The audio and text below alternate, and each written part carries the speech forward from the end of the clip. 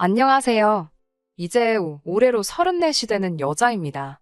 올해 초에 해가 넘어가면서 이혼까지 완전히 마무리가 되었네요. 3년간의 결혼 생활 중 남편과는 그렇다 할 큰 문제가 없었습니다. 주제 파악도 못하는 자기애가 강한 시집도 못 간 신우 때문에 이혼하게 되었지요. 신우의 문제가 이혼 사유가 되었지만 팔은 안으로 굽는다고 결국 제 말 한마디 귀 기울여 들어주지 않았던 시부모님은 물론 제가 신우에게 열등감까지 가지고 있다 몰아가던 남편의 잘못도 이혼에 한몫했습니다. 남편의 위로 누나가 한 명 있었습니다. 남편과는 연년생으로 나이 차이가 저랑도 많이 나는 편은 아닙니다. 상위권 대학을 졸업하고 이름 들으면 다 알 정도로 유명한 회사 다니고 있던 신우였으니 신우에 비해 좋은 학교 나오지 못한 제가 시가족들의 눈에는 당연히 모자란 사람처럼 보였을 테죠. 좋은 학교 들어가기 위해 남들보다 배는 노력했을 신우의 노력을 폄하하거나 무시해본 적은 당연히 없습니다. 남편도 어디 가서 뒤처지는 스펙은 아니었지만 신우가 이뤄놓은 것에 비하면 보잘것없었어요. 그런 신우는 시부모님의 자랑이기도 했지만 반대로 아픈 손가락이기도 했었습니다. 저와 남편이 결혼식을 올릴 때 신우의 나이가 33이었고 신우는 그때도 그랬지만 아직까지도 결혼을 못하고 있었거든요. 본인의 말로는 못하고 있는 게 아니라 안 하고 있는 거라고 말을 하고는 했습니다. 요즘 결혼 안 하는 게 뭐 흠이나 되나요? 본인이 능력이 되고 혼자 사는데 아무런 문제가 없다면 저도 딱히 아무 말도 안 하겠지만 결혼 생각이 없어서 안 하는 거라던 신우는 그런 말을 하는 사람치고는 누구보다도 결혼을 하고 싶어 하는 사람처럼 보였어요.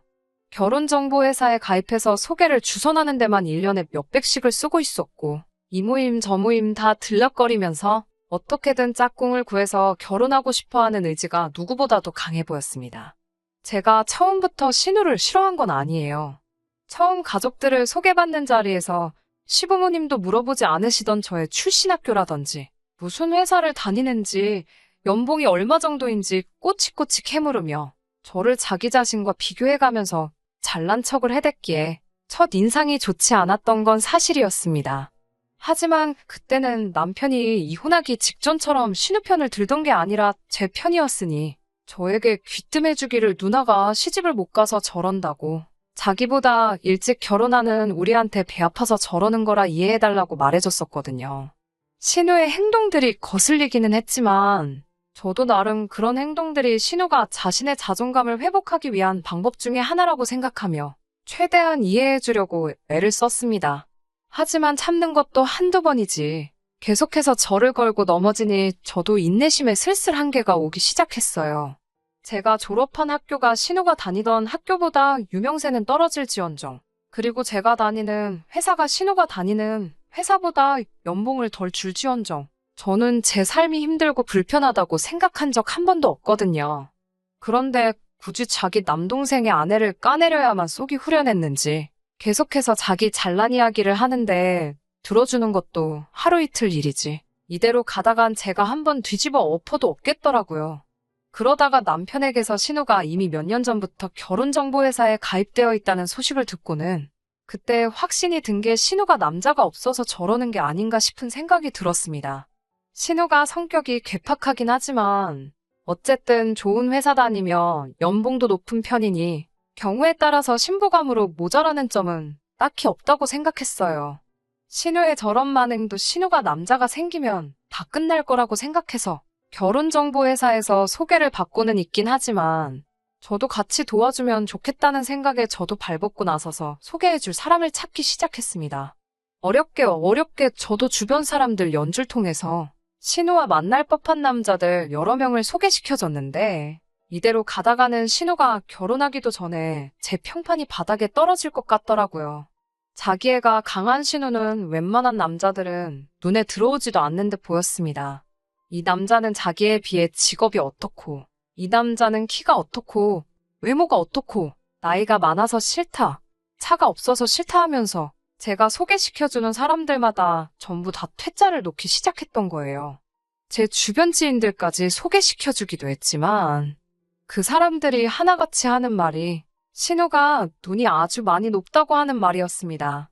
그리고 또 자기애는 뭐 그렇게 강한지 아주 자기 잘난 줄만 알고 매너가 하나도 없다고 하더라고요. 신우의 외모가 남자들을 정신 못 차리게 할 정도로 경국지색도 아니고, 그렇다고 나이가 어린 것도 아닌데 바라는 건 뭐 그렇게 많은지 모르겠다고. 신우가 학교도 좋고 회사도 좋고 하지만 전문직 여성들에 비하면 돈도 쓸어 담을 정도로 버는 것도 아닌데 주제 파악을 저렇게 해서야 어디 결혼하겠냐는 말까지 들어야 했습니다. 제가 신우의 짝을 찾아주기 위해 백방으로 노력해봤지만 세상 그 어떤 남자를 데려다 놓아도 신우의 눈에는 차지도 않을 것 같아서 저도 몇 번 더 소개시켜주다가 중도 포기하게 되었어요. 그 이후에는 저도 신우한테 질려서 신우와 교류하는 횟수를 거의 줄였습니다. 그때까지만 해도 남편의 서포트가 있었기 때문에 신우를 마주치는 건 명절 때 몇 번 말고는 거의 없었거든요. 그래서 제가 신우에게 남자를 소개시켜주는 걸 포기한 이후로는 자주 만나지도 않아서 직접적으로 저의 삶에 크게 해를 끼친 적이 없었습니다. 신우가 결혼하겠다고 나대기 시작한 작년 초가 시작되기 전까지는 말이죠. 새해가 밝은 날 시댁에 방문했는데 신우가 그날 현재 좋은 만남을 가지고 있는 사람이 있고 아마 잘 될 것 같다는 식으로 처음 가족들 앞에 말을 꺼냈습니다. 말씀드렸다시피 시부모님이 신우를 자랑스러워하기는 하지만 해가 지나면 지날수록 결혼 시장에서 조금씩 경쟁력을 잃어가고 있다는 걸 아셨기 때문에 신우를 많이 걱정하셨거든요. 그런데 신우가 나서서 결혼 상대가 있다는 듯이 말하니 엄청 기뻐하시더라고요. 저도 저 신우가 자기 마음에 드는 조건 맞는 남자를 찾아서 결혼한다는 걸 상상조차 해본 적이 없었기 때문에 저는 기쁘다기보다는 충격적으로 다가왔습니다. 사람이 갑자기 바뀌면 죽는다잖아요. 동화 속에 나올 법한 백마탄 왕자님만 찾던 신우가 결혼 상대를 찾았다는 말에 저는 신우가 자기 주제 파악을 하고 눈을 낮췄구나 하는 생각이 들었어요. 시부모님이 입이 귀에 걸리셔가지고 신우에게 그래서 그 남자는 뭐 하는 사람이냐? 어떤 사람이냐? 꼬치꼬치 캐묻기 시작했어요. 신우가 자신있게 대답하기를 지금 만나는 상대가 재벌가라는 사실을 꺼냈습니다. 처음에는 제 귀를 의심하게 되었습니다. 하고 많은 남자들 중에서 재벌가 남자라니요.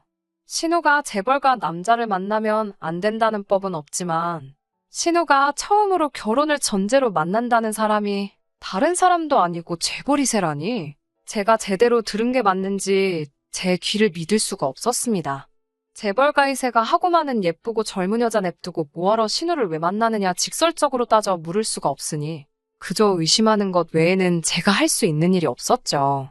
다행히 제가 궁금했던 걸 시부모님이 신우에게 물어보셔서 궁금증을 해결할 수 있었어요. 신우가 자기 남자친구에 대해 자랑처럼 이 사실 저 사실을 늘어놓더라고요. 시부모님도 신이 나서 이것저것 질문하시고 그러다가 시부모님께서 신우에게 어쩌다가 이런 훌륭한 남자친구를 만나게 되었냐는 질문에 신우가 아직은 한 번도 만난 적이 없고 채팅으로 알게 되었다는 말을 모두 앞에 해왔습니다. 그 말에 여태까지 잔뜩 들떠계시던 시부모님도 실망한 표정이 역력했고 저 또한 제가 가진 의문에 답을 찾았다는 생각에 더 이상 궁금하지조차 않았어요. 시부모님도 신우 기분을 살피며 최대한 실망한 티를 내지 않으려고 하셨으나 신우도 아주 바보는 아니었는지 갑자기 차가워진 분위기 때문에 채팅으로 만나기는 했지만 재벌가 사람임은 사실이라며 어떻게든 다시 자기 이야기로 대화의 주제를 돌리고 싶어 하더라고요. 난처해하시는 시부모님을 보다 못한 제가 한마디 했습니다.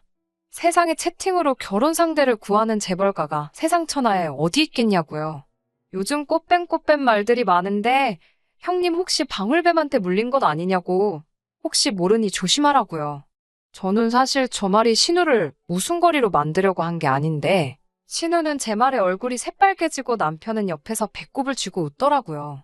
방울뱀이 뭐냐고 하면서 웃기 시작하니까 시부모님도 터져나오는 웃음을 참지 못하셨는지 결국 따라 웃게 되었어요.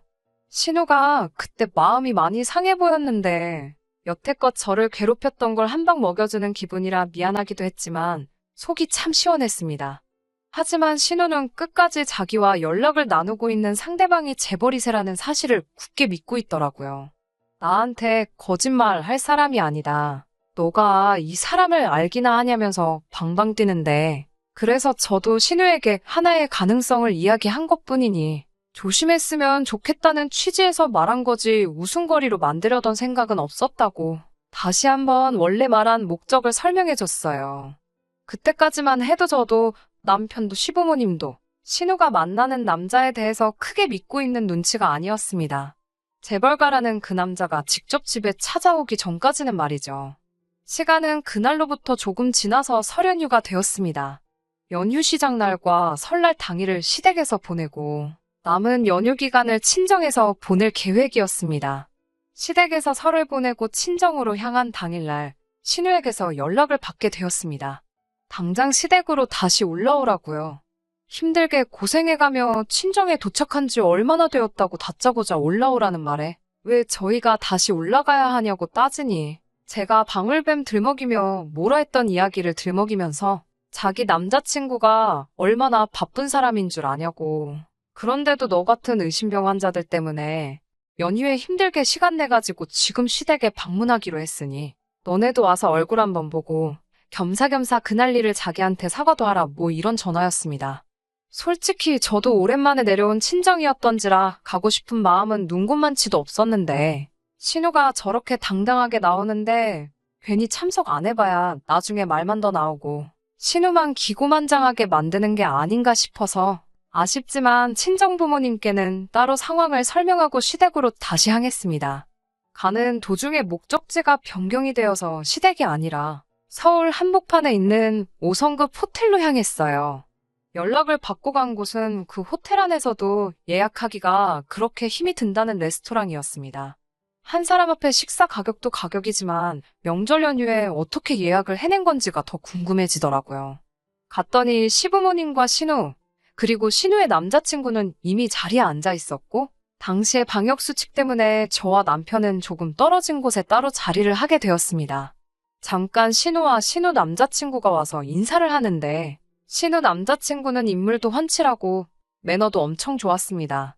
나이는 남편과 비슷해 보였는데 솔직한 마음은 재벌가라는 사실을 빼고 보더라도 저 정도 남자가 뭐하러 신우 같은 사람을 만나느냐 하는 느낌이 컸어요. 식사하면서 멀리서 신우네를 바라보는데 둘이 나란히 앉아있는데 그 기가 센 신우가 냅킨으로 남자친구 입 주변도 닦아주고 쩔쩔매는 꼬라지를 보니까 웃기지도 않더라고요. 세상에 저렇게 안 어울리는 한 쌍이 있나 싶었습니다. 그러니 저는 솔직히 의심이 점점 확신으로 바뀌기 시작하고 있었는데 시부모님이나 남편은 저와는 다른 생각이더라고요. 남편도 밥 먹는 내내 또 우리 누나한테 꼭 사과해야겠다 하면서 제가 새해 첫날에 신우 남자친구를 부정하면서 의심했던 걸 가지고 한마디 하더라고요. 시부모님도 그 이후부터는 우리 예비사위가 하면서 이미 두 사람이 결혼을 할 것이라고 확신을 갖고 계신 눈치였어요.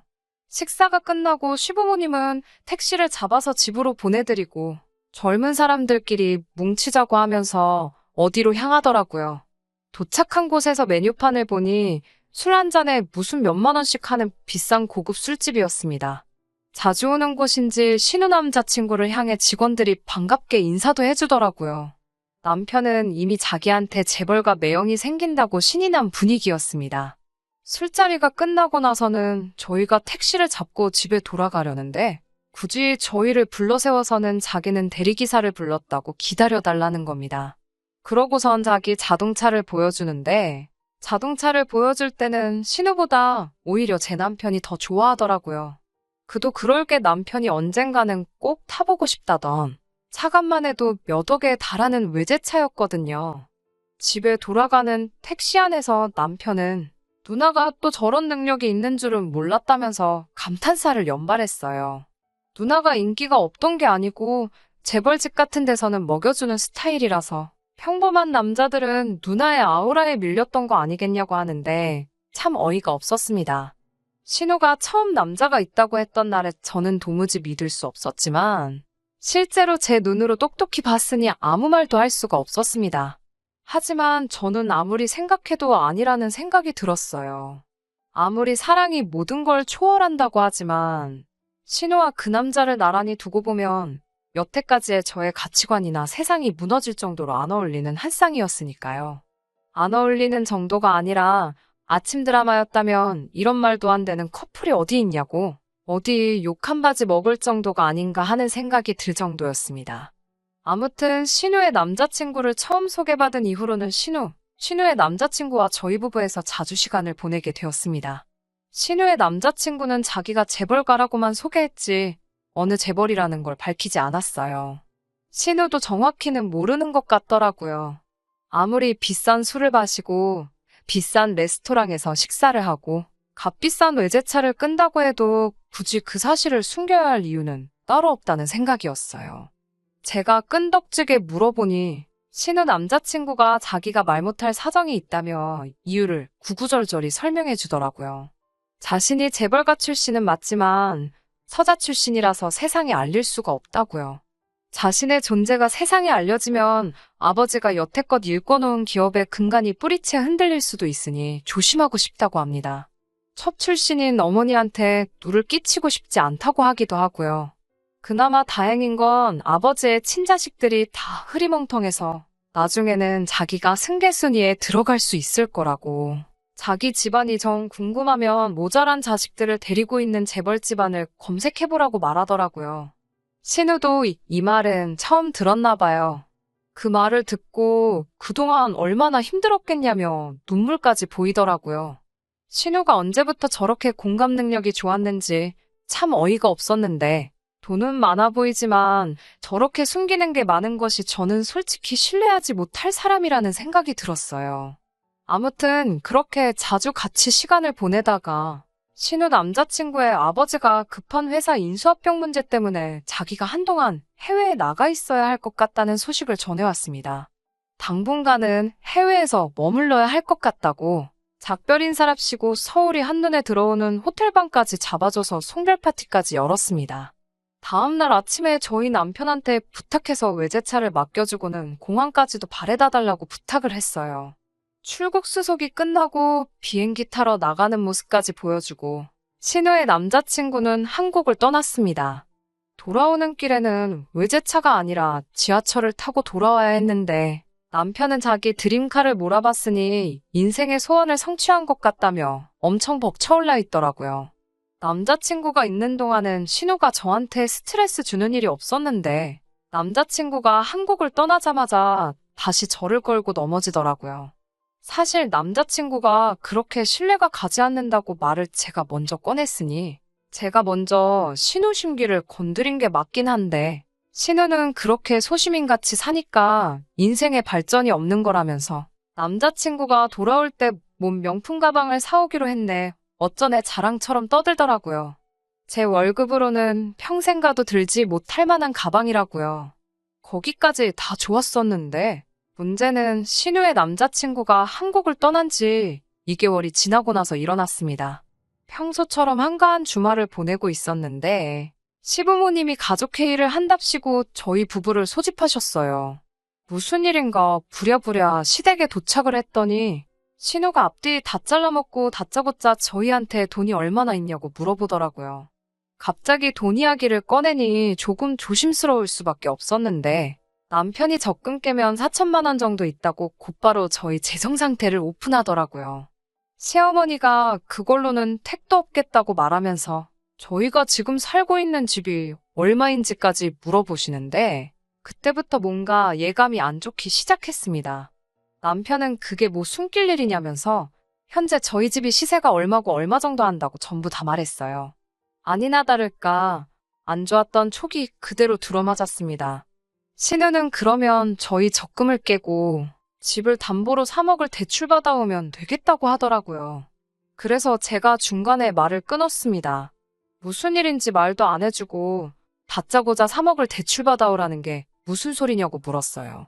신우가 잔뜩 짜증이 난 표정으로 저한테 설명을 해주더라고요. 남자친구가 곧 있으면 한국에 들어오게 되어 있는데 몸이 안 좋아서 검사를 받았더니 양성이 떠서 지금 그쪽에서 발이 묶여버린 상황이라고요. 그거랑 대출이랑 뭐가 연관이 있냐고 물었더니 저보고 아직 말도 안 끝났는데 중간에 자꾸 잘라먹지 말라면서 성질을 부리면서 회사 인수합병 때문에 자금이 필요한데 자가격리를 하게 되면서 큰 거래가 날아가게 생긴 상황이라며 신우에게 혹시 그 돈을 자기 대신 구해서 입금을 해줄 수 있냐고 부탁을 해왔다는 겁니다.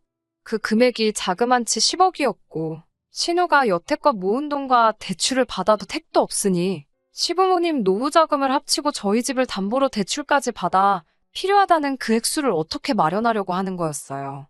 그때서야 제가 여태껏 신우 남자친구에게서 느꼈던 사짜 냄새가 확신으로 바뀌더라고요. 지금 다들 제정신들이냐고.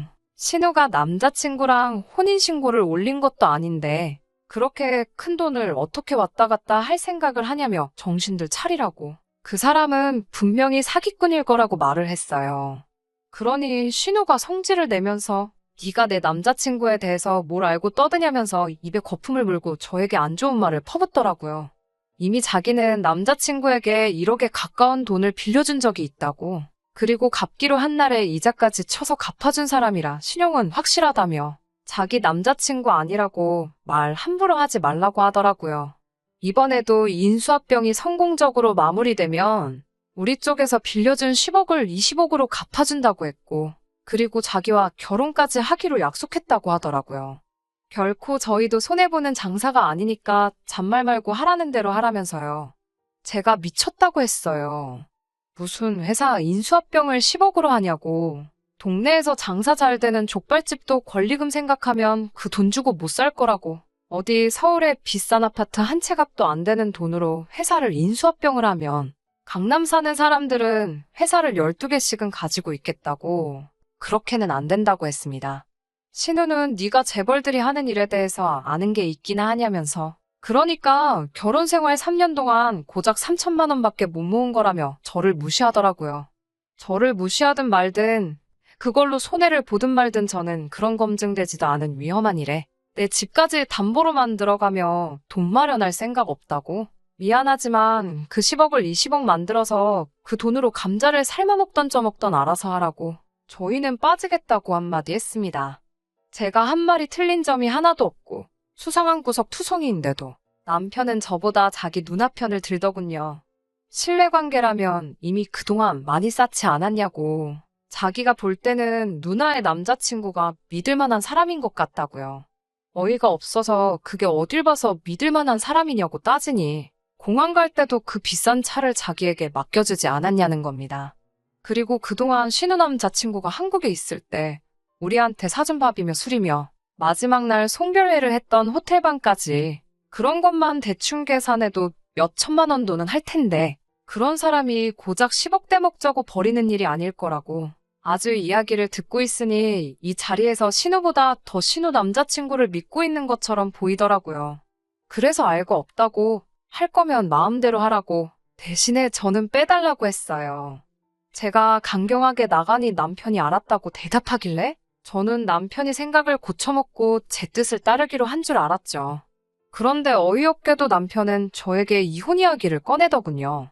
재산을 정확히 반으로 분할해 줄 테니 이혼하자고요. 10억이 20억이 되는 장사인데 계산이 안 되느냐며 우리 3년간 모은 게 3천이라고. 이대로라면 3억을 모으기 위해서는 30년의 세월이 걸리지 않겠냐며 이런 일확천금의 기회를 자기는 놓칠 수 없다고 하더라고요. 사기꾼이면 어쩔 거냐고 물으니 저한테 오히려 사기꾼이 아니면 어쩔 거냐고. 네가 어디 가서 그 3억을 벌어오기라도 할 거냐면서 어깃장을 부리는데 이제는 답도 없다고 생각했어요. 그래서 이혼하자고 했습니다. 남편은 집을 담보로 대출을 받아 저에게 재산 분할을 해주고 말 그대로 연끌을 해서 끝내 그 금액을 맞추더라고요. 모자란 돈은 친한 친구에게서까지 빌렸나 봅니다. 합의 이혼이라 이혼까지 가는데 그렇게 긴 시간이 걸리지 않았는데도 숙려 기간 동안 저한테 와서는 너는 내가 부자 되면 다시 받아달라는 말도 꺼내지 말라고 아주 까불거리면서 제 속을 뒤집어 놓더라고요. 그리고는 얼마 뒤에 신우 남자친구랑 같이 술 마시는 사진까지 보내주면서 사기꾼이 돈 떼먹고 도망갈 거면 지금 나랑 술을 마시고 있겠냐고 하면서 평생 그렇게 월급쟁이 생활만 하면서 살라고 하더군요. 신우 남자친구가 인수합병 건만 잘 끝나면 그때는 자기 회사로 불러서 높은 자리 하나 주겠다고 약속까지 했다나요. 돈 얼마에 저렇게 변할 사람이었으면 차라리 이혼한 게 잘 된 거라는 생각이 들었어요. 이혼 후에도 제 삶이 그렇게 크게 변한 건 없었습니다. 내 집 생활 하다가 회사 근처에 월세방살이를 다시 시작해야 했지만 한 점 후회는 없었어요. 그렇게 남편과는 연락도 끊고 있고 살았는데 얼마 전에 남편에게서 도와달라고 연락이 왔습니다. 제 예상이 맞았던 거예요. 예상이 맞았다고 할 일도 없었어요. 누가 봐도 사짜 냄새 물씬 나는 상황이었으니까요. 제가 예상한 대로 신우의 남자친구는 재벌가의 서자인 척 연기를 하고 있던 가짜였던 겁니다. 경찰서에 갔더니 신우 말고도 그 남자에게 결혼을 빌미로 돈을 떼먹힌 사람이 한두 명이 아니었다고 하네요. 번드르르한 외제차와 비싼 호텔, 식당까지. 당한 수법이 모두 똑같았어요. 돈을 펑펑 써대면서 상대방의 가족들에게까지 신뢰와 호감을 얻고 그걸 빌미로 마지막에 가서는 큰 돈을 요구하는 아주 지능적인 사기꾼이었던 겁니다. 일단 한 명의 여자에게서 그 돈을 빌려서 그 돈으로 다른 여자에게 작업을 걸고 그 여자에게 돈을 또 빌려서 또 다른 여자에게 작업을 꺼는 식으로 그렇게 사람들의 마음을 훔쳐서 마지막에는 큰 돈을 뜯어내고 잠수를 타버린 거였어요. 시부모님 노후 자금은 물론 신우고 남편이고 정말 주변 지인들 돈까지 해서 끌어모을 대로 끌어모은 돈이었어서 당장 온 가족이 길바닥에 나앉게 생겼다고 하면서 제 말을 들을 걸 그랬다며 자기만이라도 일단 살려줄 수 있겠냐면서 우리 다시 합치면 안 되겠냐 연락을 해온 것이었습니다. 일 없다고 했어요. 이제 와서 용서를 구하기엔 너무 늦은 거 아니겠냐고 나한테 큰 소리 치고 떠난 게 있으니 그 이후 일은 저를 연관짓지 말아달라고 하고 연락을 끊어버렸습니다.